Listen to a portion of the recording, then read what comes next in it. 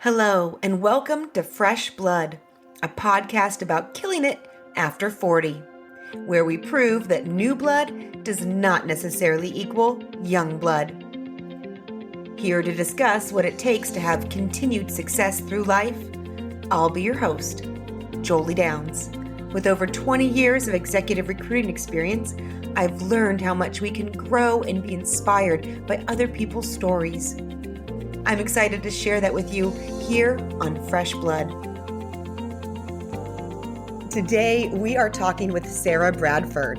Sara is an independently published children's book author under the pen name S.J. Childs. She tackles subjects such as autism, dyslexia, physical differences, anxiety, and more. Helping children understand themselves, helping them support their peers with neurodiverse needs, and encouraging love and inclusion in every situation are the focus of her books. Sara is a member of the Autism Council of Utah and owner of an Autism Advocates Support Group. She is a mother of 3, all autistic. Sara is happily married, together for 17 years, to her husband, who has also recently discovered he too is on the autism spectrum.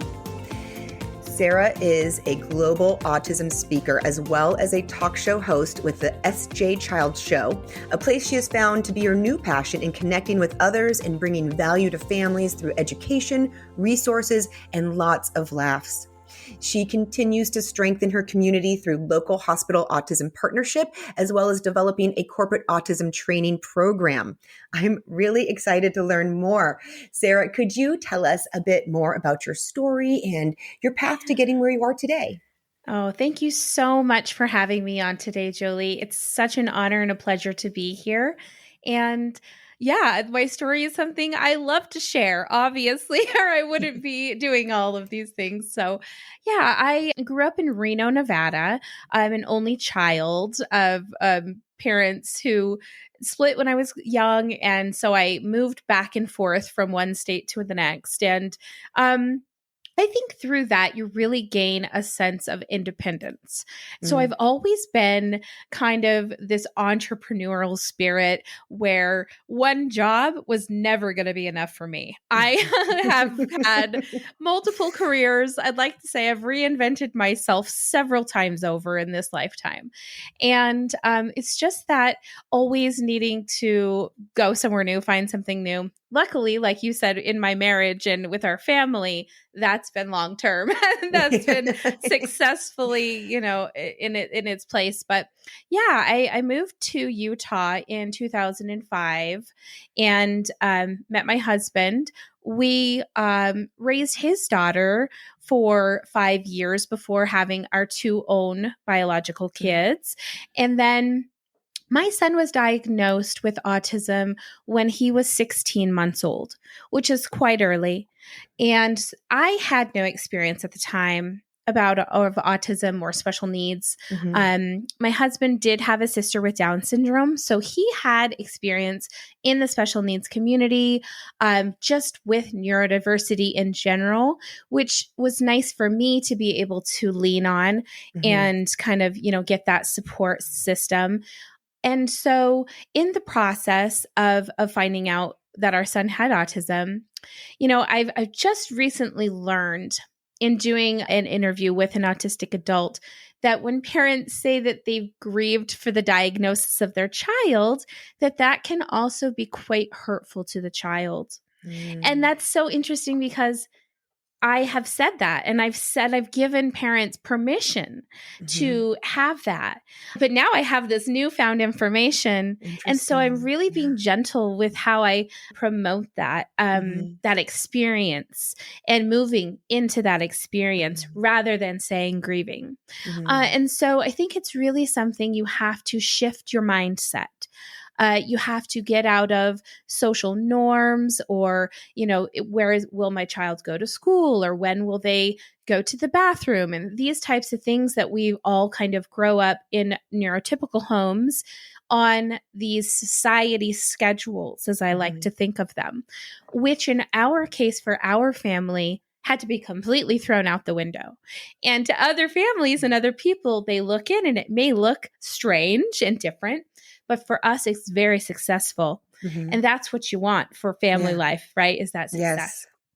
So early on, I really just dove very deep into learning about autism. I had been a medical paralegal in the past, and so research and medical research was something I was well aware of and how to do. So I dove deep and really spent time learning, kind of why and where and how. But at the same time, I realized my focus needed to be, okay, I can get all this information, but what is going to help my child the most? Like, where does our son need the most support? Mm-hmm. And so we got early intervention programs. And then through that, we had some, you have to be really strong as a parent to say, this therapist seems like they're doing great, or maybe can we try somebody new because I don't see the connection being made with my child.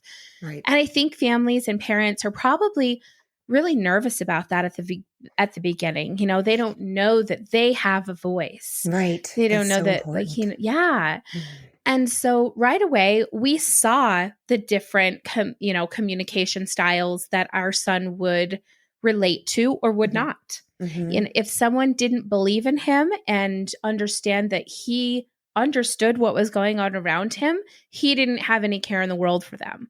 Mm-hmm. And so it was kind of funny because he would then show them no actions, which then would confirm to them that he knew nothing, It was kind of a funny little way he would go about cycle. things. Uh-huh. Yeah. Uh-huh. But there was finally some really great therapists, one in general, who turned around and said, okay, mom and dad, here's your steps. This is your 1, 2, 3 next. Mm. And that's what it was like. Bing, a light bulb came on. And it was more about us finding support as a family, for ourselves, for us as a couple, for us as parents, for his siblings, Mm-hmm. not just him. It Mm-hmm. wasn't just about finding services for him. And I think that's something that when families are entering into a new diagnosis might not have that consideration of yet. So something to definitely have in mind, if and when we don't, of course, expect or hope that happens, but it's always great to have a support system in place when it does. So Definitely. yeah. Definitely. So that kind of is where we started from. Mm-hmm. Yeah. Well, and thank you for sharing the fact that you do have a voice and you can make decisions. You can look for different people and find the right people for you, because I think that's something that a lot of people don't do, No. when dealing with an authority type of role, as such as a doctor, Exactly. therapist, and what have you. They'll just accept what they're being told, as opposed to, and if you think about, like, if you had picked a therapist and accepted what you were being told about your son, who was clearly just like, I'm not dealing with this person. So that's a really big lesson right there. Thank you for that. Yeah, absolutely. And also that you do have to deal with things as a family unit as a whole. It's with business or a family, whenever there's an issue, it is as a whole, really. Yeah. Even if there's, I think about this with teenagers, like, even if you have a teenager that's difficult, it's not just that teenager, it's how we're all interacting with each other. It's so a dynamic. It is a dynamic. 100%. So, yeah. And, with my husband, he had a daughter. We raised her. She was 5 when I met her. I don't know if I did say that or not, but and she's 21 now. So I've already raised the whole teenager and everything. It's something so interesting in just the last 5 years. As you mentioned, not only my husband, and us kind of coming to the realization that he is also on the spectrum, which really gave our family this sense of like wholeness, and it just brought us all so closer together. Not that we weren't close before, but it was just this bond that he now had with the children that was, they were just so proud.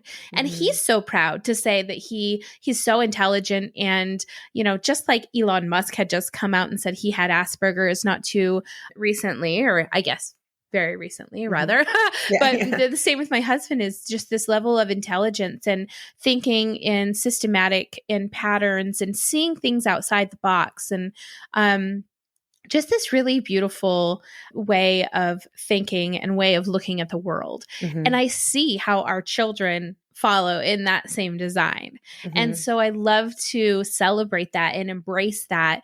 Yes, it comes with its own set of challenges, but not anything that's not worth fighting for, not worth changing for, especially when it's a family and they're just delightful, wonderful people that you want to share with the world. You're giving the right message. Oh, thank you. You celebrate the people as they are, who they are. We need to celebrate each other because we're all special in our own different ways. Yes, exactly. Yes.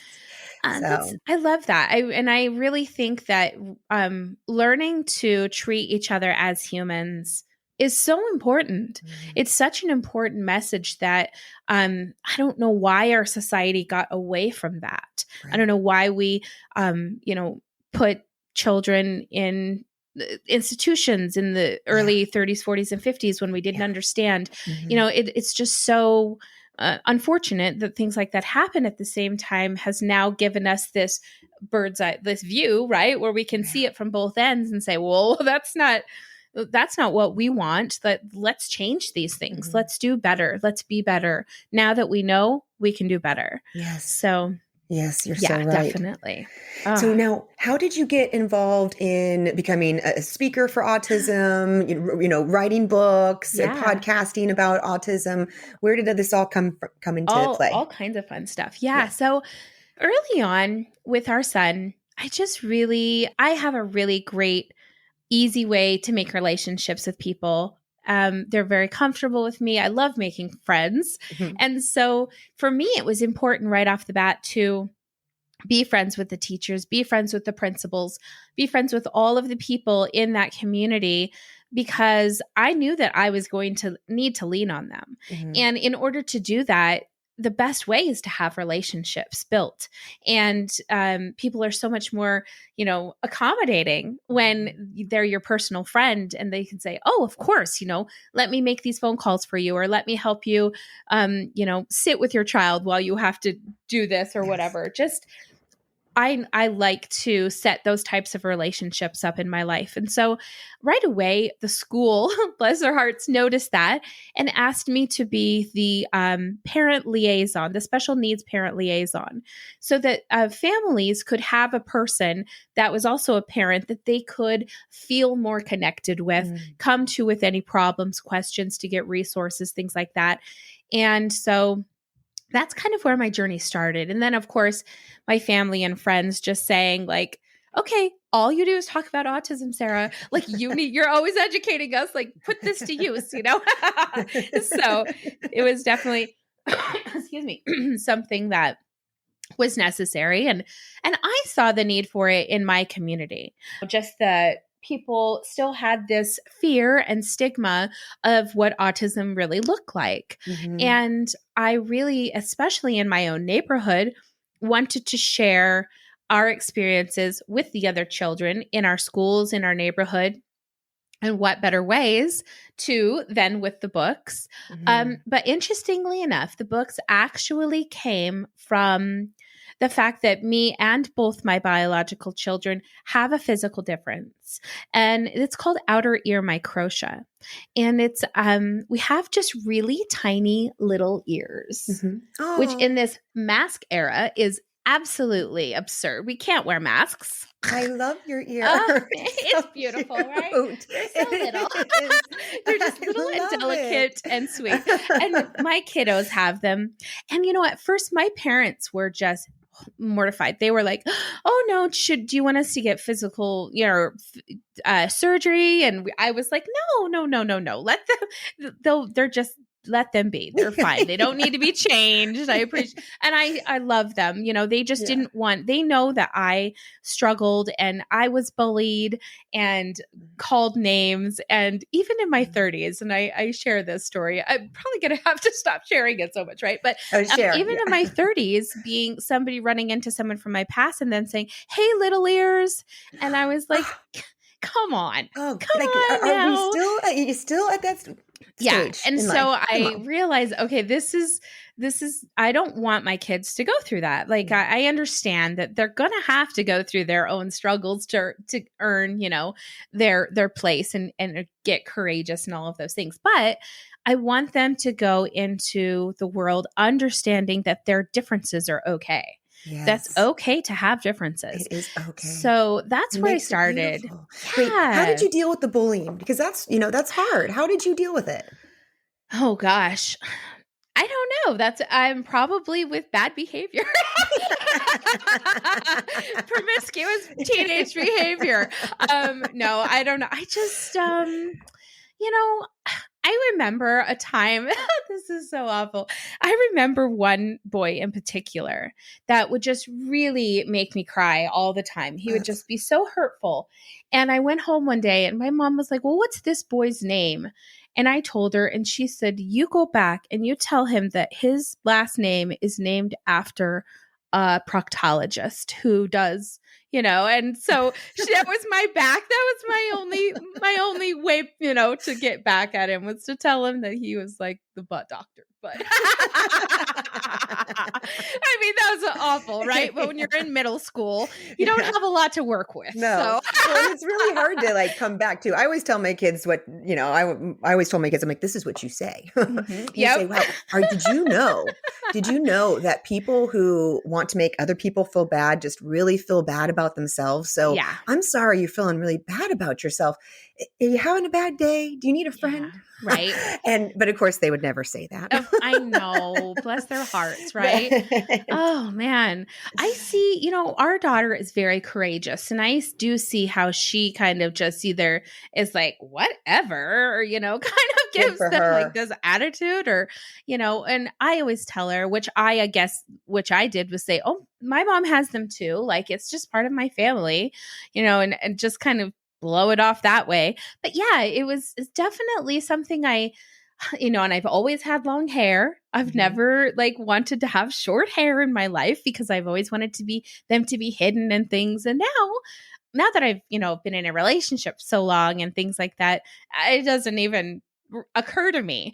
Well, they really are cute ears. It's Thank you. and it is. It's sad that we just, we immediately think something's bad because it's different. And so I love your message that different is good. Different is not only okay, different is good. Yeah, so we want to have our definitely. differences and celebrate them. And that's what makes us all Exactly. interesting. And that's where, and I even have it right here. That is where I started. And this one is called Anna the Kitten, a book about physical differences. Yes. And it's about a group or a family of kittens with little ears. And the mom is saying, "Hey, there are no two cats that are the same.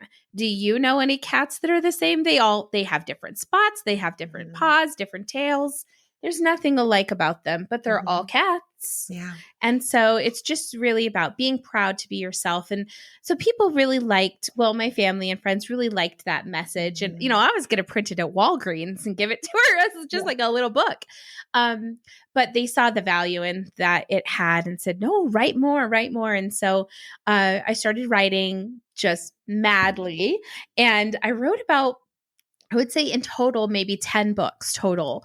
And 7 are published. So I still have some work to do on some other ones we have. But yeah, it's been such an amazing experience because not only I am hoping that the books will help any child who ever reads them in understanding whatever special needs it might be or physical difference, but also peers in their classroom who can say, "Okay, now that I have this knowledge, I don't have to be fearful or confused about what's going on in this child's life or this student's life. I can be more supportive." And when I see that this, kid in the lunchroom is having a meltdown, maybe I can let my friends around me know, "Oh, this is just what autism looks like, and this is how we can give support to this person." It's so important because a little bit of knowledge turns fear into understanding for children. Yes. And it's so important to empower them with that. The book about dyslexia, my husband and youngest daughter, have dyslexia. And dyslexia is a very an invisible disorder, if you will. And it's very hard to diagnose, especially when, at least in our case, our daughter is very emotionally intelligent, very smart, very quick-witted. And her teachers just were like, there's just no way. There's just no way she would have dyslexia. But yes, yes, she certainly does, and that was only, kindergarten, first grade. And so I can understand that she's so little still, but we really needed that support then. And we were put off for 2 years. And what did she have to do? Catch up for 2 years worth of work that she couldn't do on her own because they weren't giving her the support. So this book helps kids identify if they might have dyslexia, just understand that it exists, right? Because what parent just is walking around their house in the morning saying, now let's talk about dyslexia today, kids, Exactly. Let me give you a heads up. Like, parents don't even know how to talk about special needs. Yeah. They don't know when is a good time to talk about it. Very true. Do we wait till we're at the grocery store and we see the kid with Down syndrome bagging the groceries? And then we're all like nervous. Do we talk to him? Do we say something? Don't look at him. Do we look at him? What do we do? Right? Yes. And it's like, it's okay. These are our friends. These are our community members. And the more we know, the less fear we have about in that situation. So like the book about Down syndrome talks about, well, why are they different? What is a chromosome? Why does that make us different? Gives kids the real meat of the situation to not only say, oh yeah, they look a little different, yada, yada, let's go on. Okay, well, this is really happening in our bodies, in our cells, in a different way. Like, they're experiencing life differently than we are. And this is how we can support them, kind of, the same thing. So yeah, and it's really great. And then the anxiety book, Wiley the Worried Worm, is the book about anxiety. That one was really based on my life and my bouts of anxiety throughout my life, and being an only child and moving from state to state and always having to restart and restart and restart. You bet I had some anxiety about the situations. And now that I'm an adult, it wasn't until in this last year or more, maybe 2 years, that I really looked at it and said, okay, I've got to stop having these anxiety attacks. This is ridiculous, get a hold of yourself, woman. So writing this book was so therapeutic because I was able to say, okay, this is what anxiety looks like. This is what it feels like in your body. Because when kids get a stomach ache and their chest is, pounding and hurting, they don't know what that means. They just are like, oh, my stomach hurts or something. And once they have a little bit of knowledge to identify what that feeling might be, oh, I'm really nervous about this test coming up. I must be experiencing some anxiety. What should I do? What did the Wiley the Worried Worm do? Oh, he did some counting from backwards from 10 to 1. He slowed his breathing down and slowed his thoughts down. And he was able to, be calm to think about the process he needed to go through rather than be in this fight or flight situation all the time. So that was, and then so the books are just great. It's a great collection. Yeah. For these elementary age kids to understand themselves, their peers, like the intro said, and just really give families an easy way to teach their kids and teachers. I think these books need to be in every classroom. I completely agree. Think of the emotional intelligence each child would bring into the next group, into the next age. Massive. And that's what we need. We need the understanding. Exactly. That's really important. I think if all of those topics need to be in those classrooms. And the anxious mind, man, if you can help kids with an anxious mind much earlier. Just to pinpoint it so that they can ask for help. Exactly. Yeah. And know that it's normal and not feel that it's because I grew up with an anxious mind as well. And I too learned how to deal with it later on in life. It would have been helpful to have a book. Exactly. Yeah, definitely. And I hope my kids take advantage of it. I hope I see my daughter, she'll tell us when she is having anxiety or we'll notice, nail biting and things, and we can talk about those things with her. I love that in our parenting style with my husband and I, we've just done something different than we received or, than we gave to our children. I guess everything that we feel like maybe we missed out on or didn't have a chance to have and give our, so we give that to our kids in hopes that it's betters them as a whole. That's fantastic. Yeah. Now I'm curious, were you working when you were writing these books? No, I've been a stay-at-home mom since just a little bit after our son got his diagnosis. So that's been, I don't know. It's difficult. It looks difficult from the outside, but it's not difficult for us. The decisions we make, we follow our intuition and everything works out okay. So yes, it might look like we are struggling financially, and that might be the case. However, our family's communication is on point. Our love for one another, our support for one another. I would live in a paper box to have that with my kids and my family. And so it's really the way you look at success, isn't it? The way 100%. You view and your perspective on that. So it's definitely been, my husband's had to work extra hard since he's the only one that works. And we're so thankful for that. And, we do get help from the services that we can because we have to, and so every family has to make it work exactly how they need it to work. Yes, exactly. And now, and what you said is dead on. It depends on your definition of success. And I'd like to know, what is your definition of success? And based on that, what do you think is key to having continued success throughout life?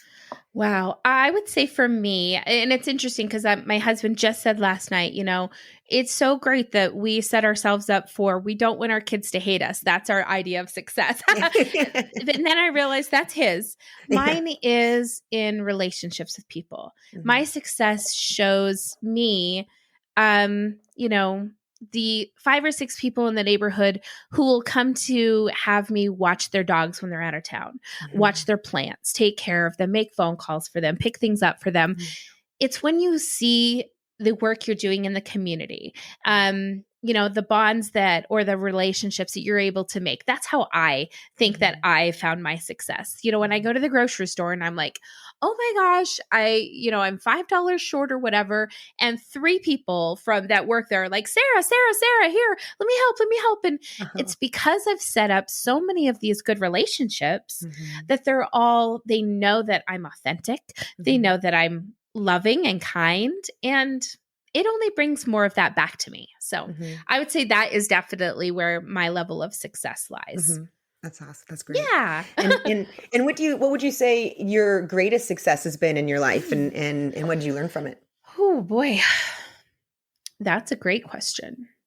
I'm going to have to say that being brave enough to get on these podcasts, right? Yeah. Starting my own podcast, the fear that I would get on and judge myself and say, oh no, I sound funny or I look funny or my arms didn't look, it's just something, right? We always find something to pick on ourselves. Yes. But the fact of the matter is, when I started doing it, I found a new love for myself. It reawakened and reinvented this whole new being that is proud of who I am, that knows I'm a boss mom. Yeah. I'm a boss in my business that might not make any money, but I'm still a boss in it. Right?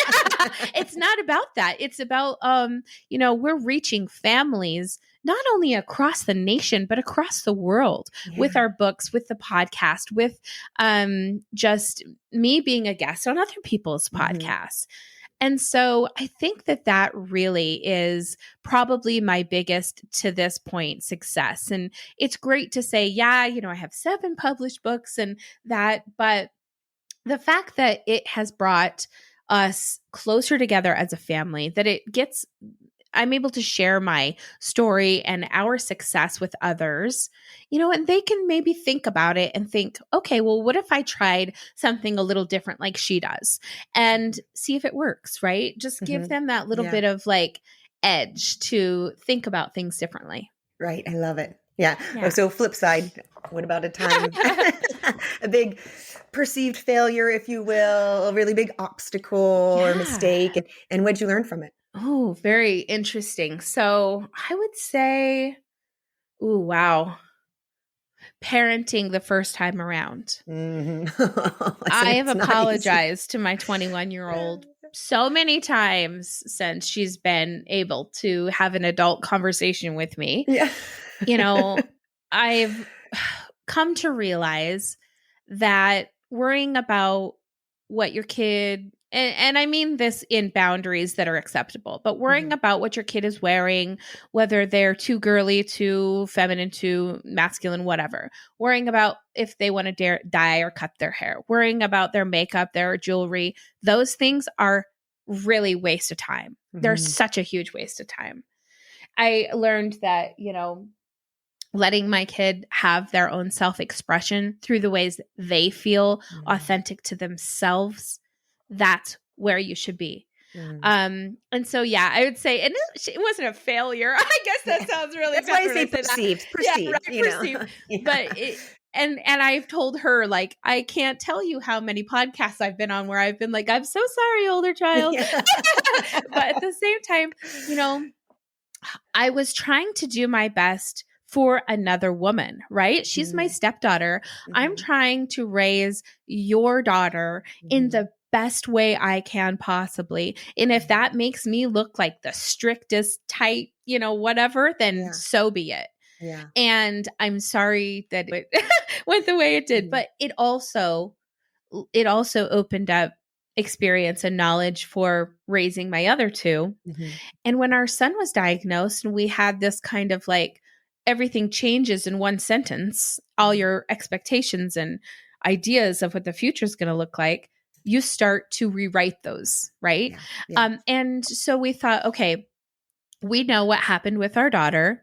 Not to mention, as you said at the beginning, all three of the kids are on the spectrum. She has not been diagnosed yet, but is sure of herself, kind of a thing. And it's interesting because within the last maybe year and a half, we've been scrutinizing or looking at autism through a male perspective for over a decade now. And we didn't really know or learn much about what it looks like and how it's presented in females. And so now I'm learning that females present so much differently than males. They're able to mask their abilities through a lot of copying. So right away, when my daughter was, 2 years old and she spoke more eloquently than any adult I knew and wore every shoe she could possibly find in America and just loved this love of things and these passions that were just like, who are you? Are you like 50? Like, where did you come from? I used to tease her like 5 going on 50 because she was sewing and making doll clothes at 5 years old. Like, who is this person? And so now I know she's 9. And now we've learned a little bit more about autism in girls. And now we know. We know that she's on the spectrum. And we know that her interests and highly functional brain in these types of ways, that's why she thinks in these same patterns and these same systems that her dad and her brother and her older sister do, which now we can tie them all together. And now it looks like this picture that's put together all the way. Yeah. So that's been so interesting because it's really given us perspective. We spent 13 years in counseling with our oldest. Just nobody ever had an answer. No one ever had a diagnosis. Nobody ever diagnosed her with anything. Wow. So it was just always unknown.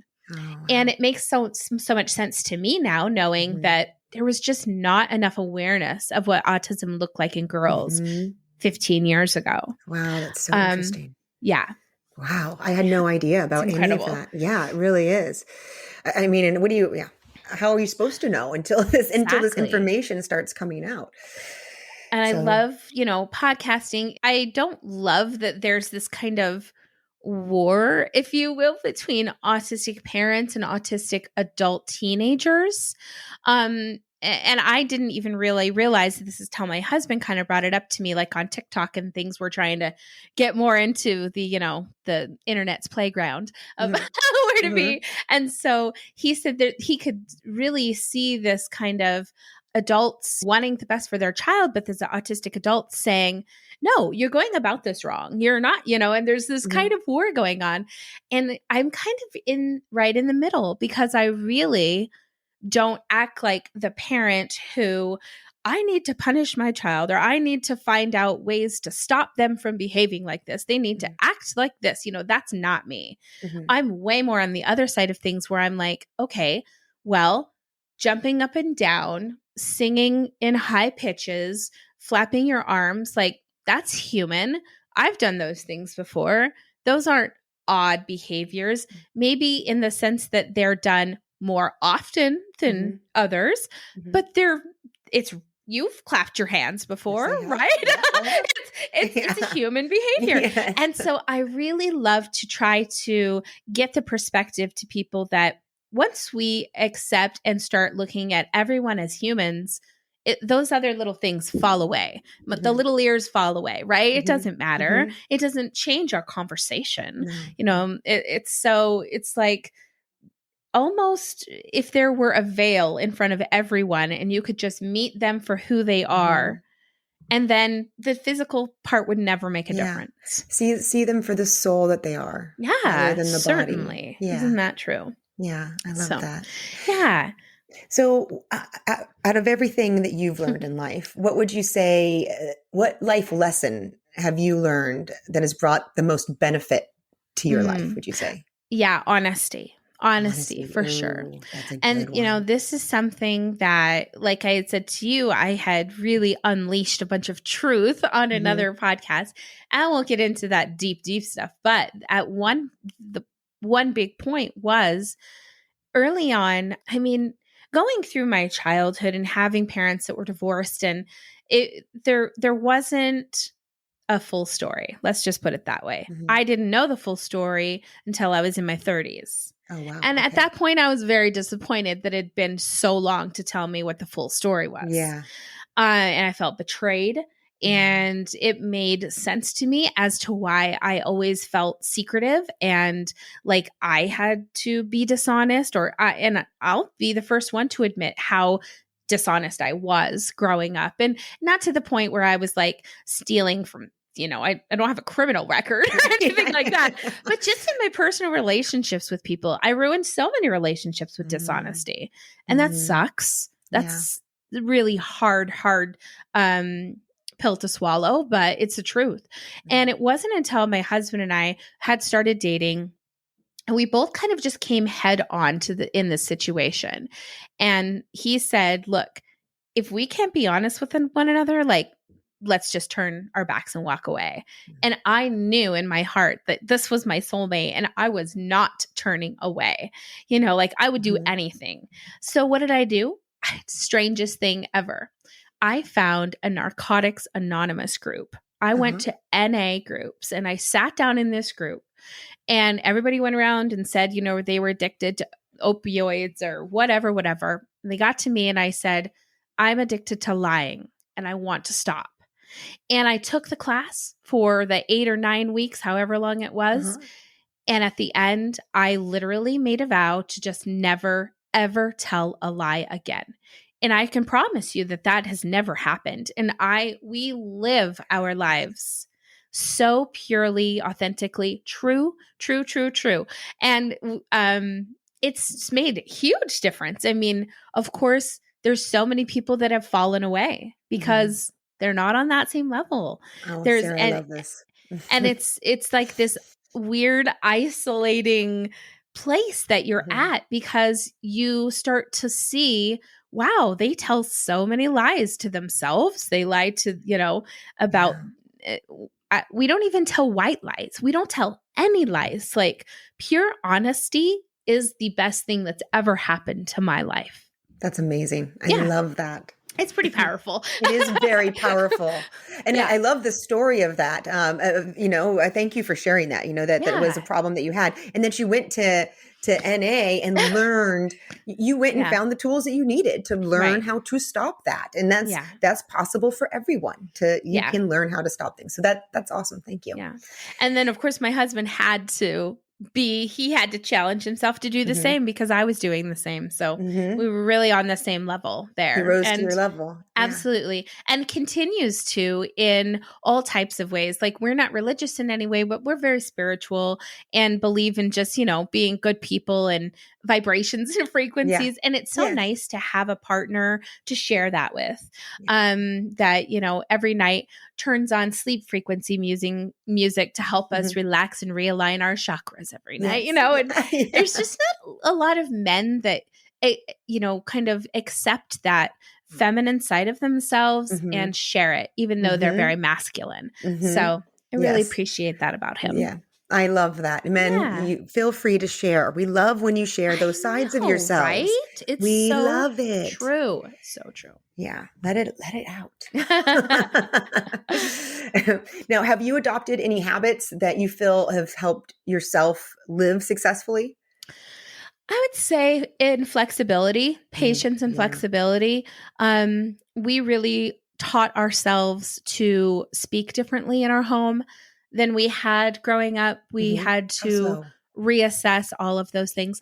We really realized in the beginning that our son reacted to negative terms like no, stop, don't, just like instant impulse, like total freakouts. So those were words we had to not only stop saying ourselves, but teach our family to stop saying them also, which is very difficult. Yeah. Grandparents are hard to teach, right? Yeah. Bless their hearts. But yeah, so right away we realized like, yes, you have to hear the words no and stop in your lifetime, but do you have to traumatize your child to make them learn to deal with it? Yeah. Absolutely not.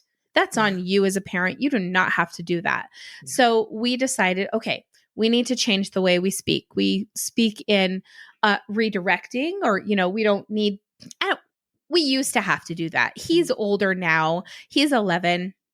We can say, oh, you better be careful, or, oh, watch out, or, things like that a little bit more easily.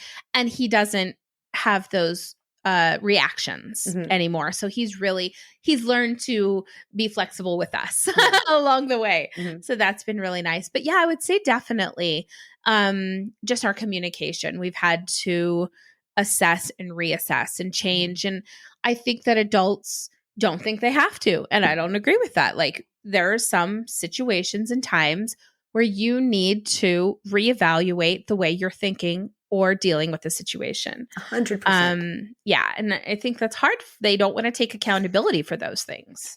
Absolutely. And it's very important as adults that we make mistakes as well. And we're not perfect. And we do need to take a look at ourselves and see how we can do things differently. I just had this conversation for my own self. So. Yes, totally right. So we need to make some changes too. It's great. And that's what I love about podcasting. I love to be able to, like you said, hear people's stories that then you're like, oh my gosh, I'm taking a piece of that with me because that'll really help in my future somehow, one way or another. So absolutely. I do see the value in that.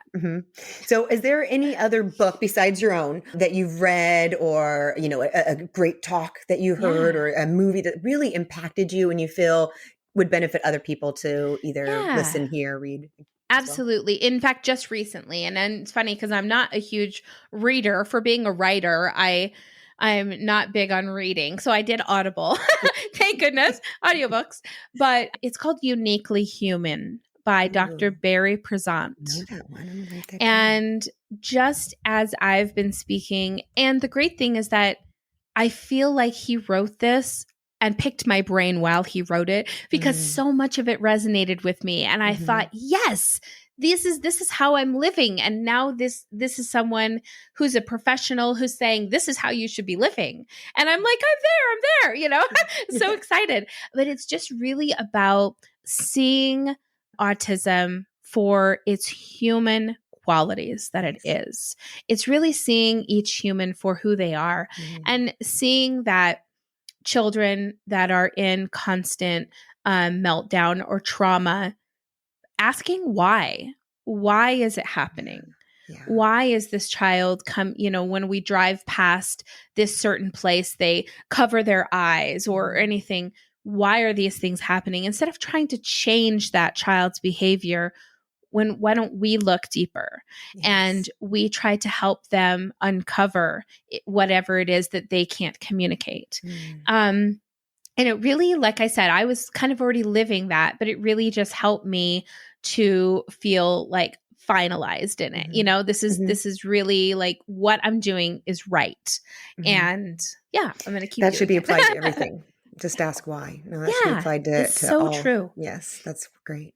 So, Sara, how can our guests, if they wanted to find your books, find your podcast, how is it best for them to find you? Great. Absolutely. sjchilds.org. It's as easy as that. Perfect. That's all you need. Everything's there. The books, the podcast, a little bit of blog space, post things like that. So you can find me there. Our show, my show, I love, my husband helps me with everything, so it's ours. But the SJ Child Show, our motto is bringing education and resources to families with lots of laughs too. So Wonderful. come and listen to our show. We have some really great value to bring to the community. Fantastic. And I'll have that link in the show notes as well.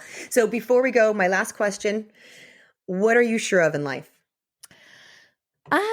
I am sure of myself as a leader in the autism community, and for advocates and anyone who, wants to be on this path and lead next to me, I invite you to join. Fantastic. Thanks again, Sara.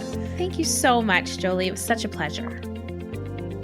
I love Sara's story. She reminds us of so many important life lessons. The first being that success is not based on money or status or fame. It is based on you.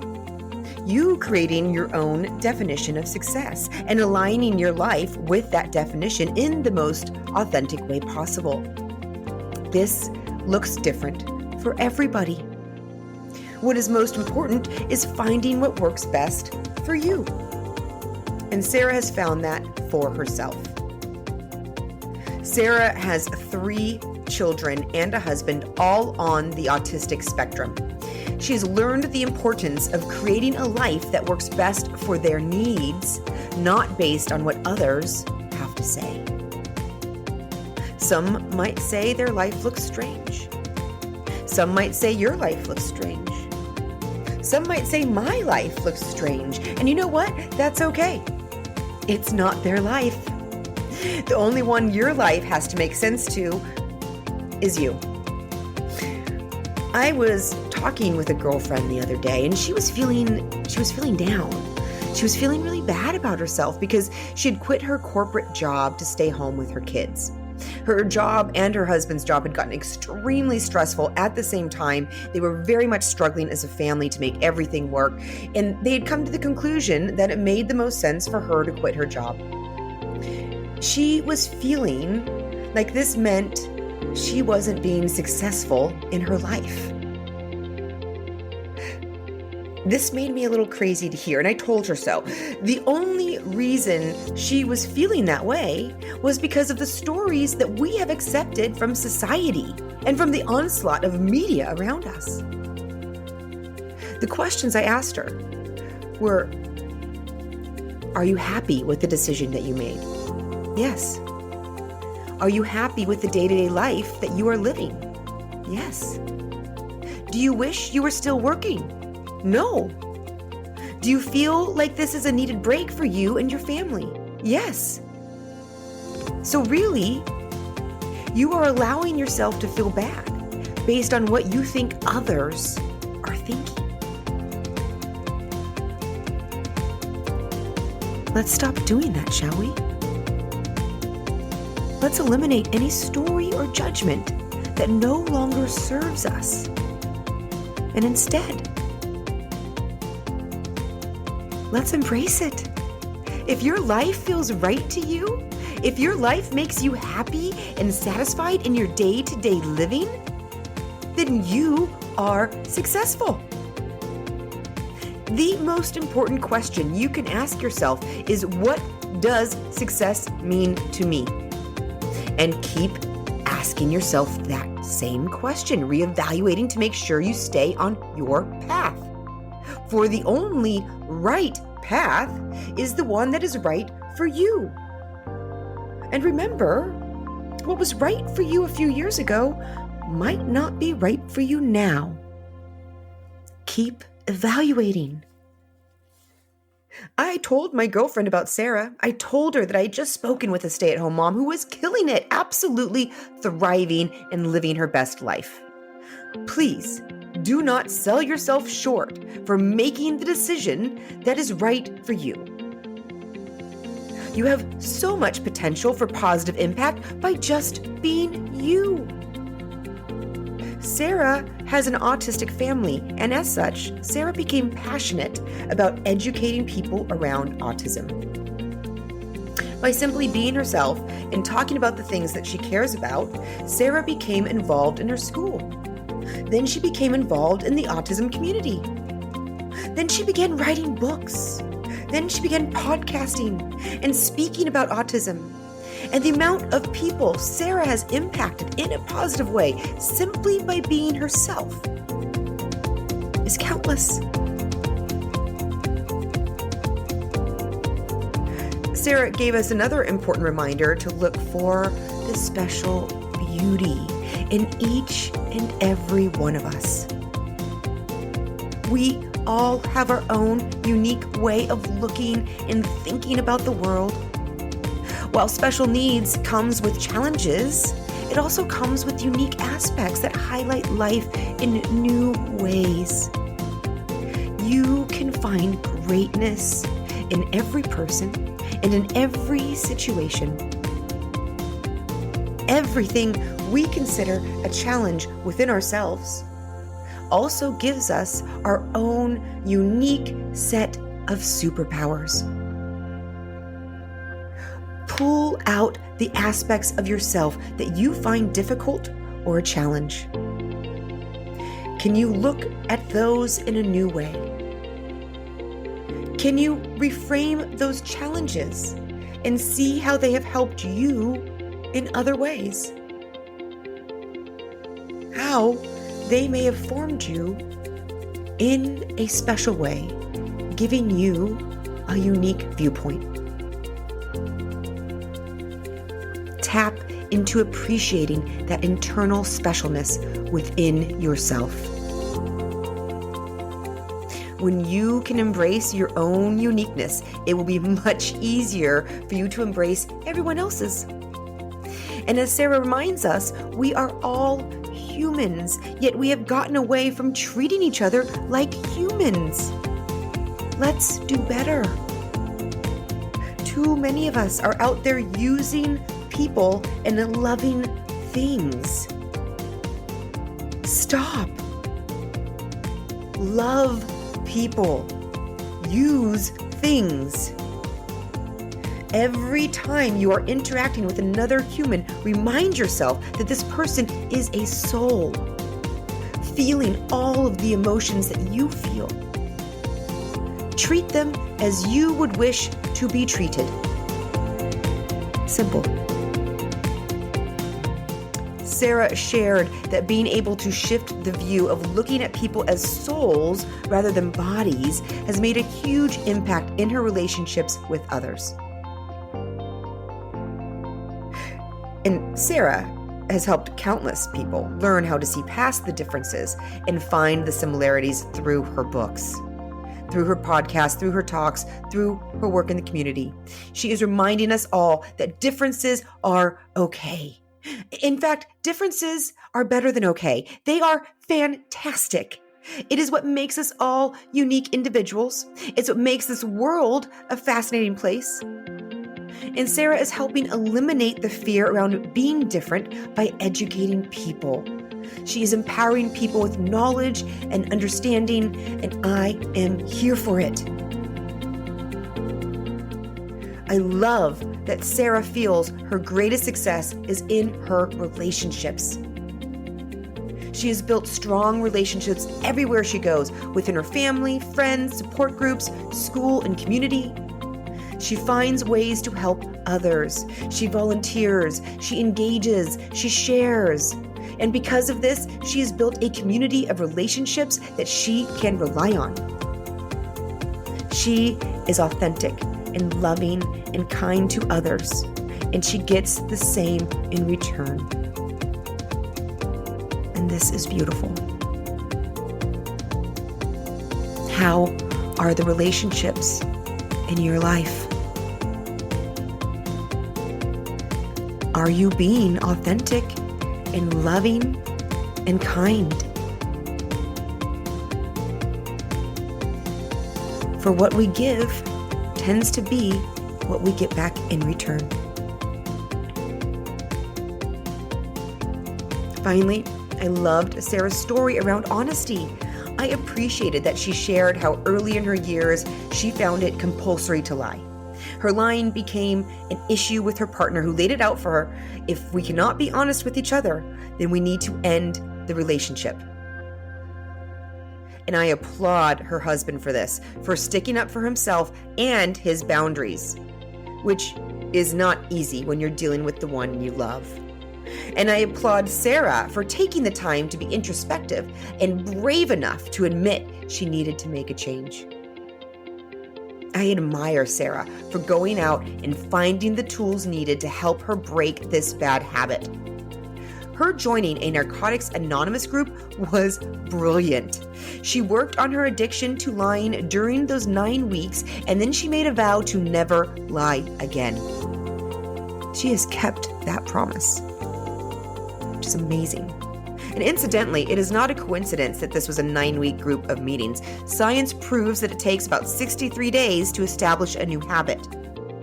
9 weeks equals 63 days. So if you're trying to establish a new habit for yourself, stick with it for at least 9 weeks to get that pattern established.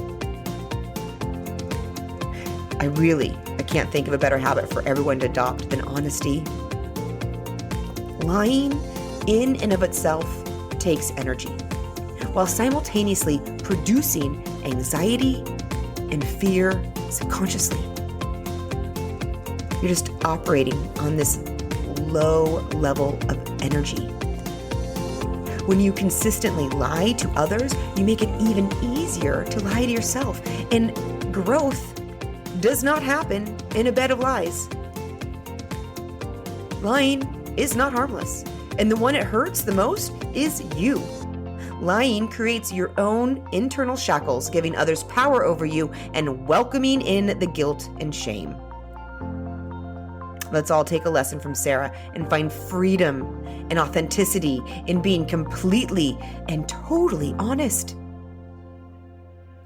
So that is my wish for us all, that you will give yourself the gift of honesty, creating a life that is more opportunistic with better relationships and strong emotional well-being. Until next time. Thank you for joining us on Fresh Blood. Please subscribe and follow us on all streaming services, including Apple Podcasts, Amazon, Spotify, Google Podcasts, and Player FM. You can also follow us on Facebook and Instagram at Fresh Blood Podcast. I would love your help in spreading these stories and important messages. Please give us a like and share with a friend. Your help is greatly appreciated. I hope you make today a most fulfilling day.